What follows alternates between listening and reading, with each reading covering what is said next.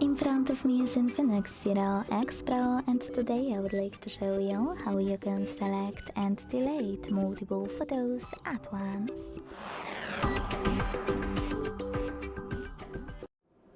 First of all, you need to locate and access AI Gallery that's already on your INFINIX device.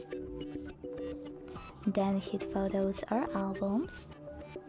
And when you find all of your photos to get rid of, hold one of them.